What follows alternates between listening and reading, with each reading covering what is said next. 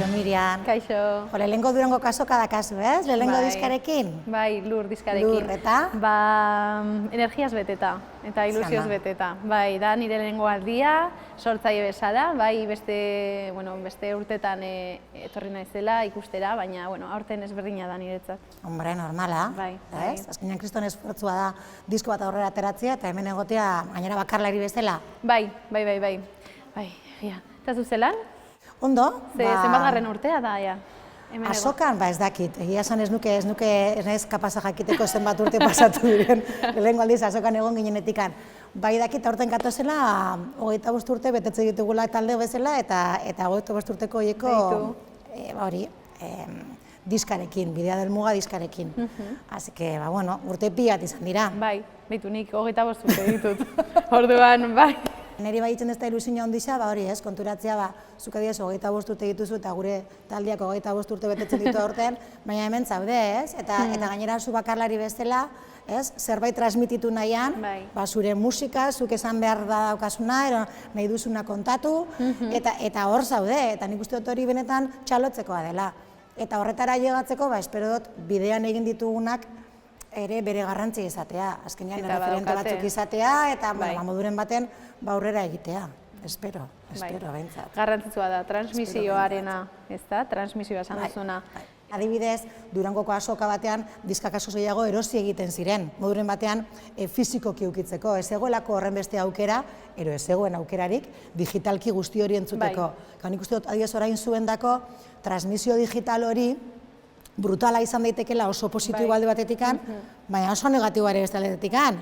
Ze, klaro, zuk orain ez dut uste diskak saltzen badituzu gehiago ero gutxiago, horrek, zure diska ordaintzeko ere, zure egin duzun esfortzo ekonomikoak lagunduko dutzu, baina berez nik uste dut azken aldian gehienok ez garela bizila diska saltzetikan, bezik eta kontzertuak emateaz, moduren batean, ez? Bai, baina, ez dakit nire ilusia egiten zidan, diska ateratzea. Bakit, igual, gaur egun ez dela beste erabiltzen, egia da, baina niretzat ere, da lehenengo pausua benetan sentitzeko artista ba naizela. Ez dakit nola zoan, baina nire lehenengo diska eta benetan, lehenengo diska. Badaukat, hemen fizikoki, eta ukitu aldut, bai. Nahi dut pentsatu hor balantza bat aurkitu behar dugula, eta balantza bat egon behar dela adibidez, ze sortea den, digitalki mundua zabaltzen zaizula, ailegatzeko lekuetara lehen ezinezkoa zela, baina aldi berian, mantendu behar dugula bere balore hori formato fizikoan eukitzearena ere bai, ez? Eta formato fiziko horrek ematen dituen emozio eta gauzeri ere bai. Eta baita nolako laguntza ematen diozun sortzaile horreri. Zer nik uste hori ere garrantzizkoa dela, esan nahi dut, jakitea, nik zure diskero notenian, behar bada zuretzat horrek balio bat duela ere, ez bakarrik pertsonala, baizik eta nolako eteko laguntza hor jarraitzeko ere, ez? Eta jarraitu alizateko hor. Gainera, gustatzen zait asko Durangoko zago horregatik gu gaudelako hor, ez da, saltzen eta ikusten saltzen dutena, eta daukasulako aukera beraiekin harreman bat izateko, edo sortzeko erlazio bat, eta hori ezin da lortu beste modu batean. Jota, esan destazu zu ere? Ni musika irakaslea naiz. Ni be bai.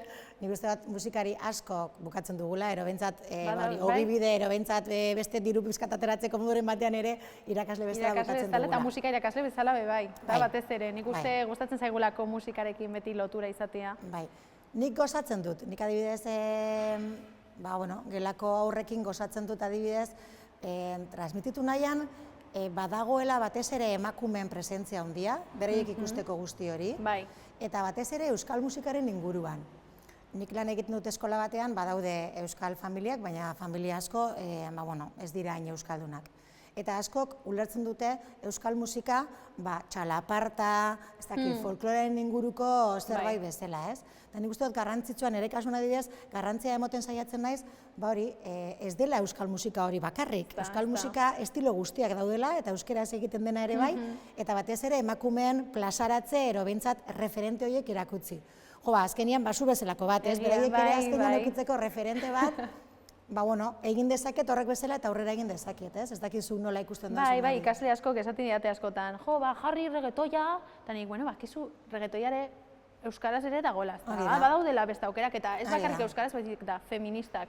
Nik ematen diot balioa horri, iruditzen zaidalako garrantzitsua, hori, erakustea dauzela beste genero mota batzuk, baina musika euskaraz.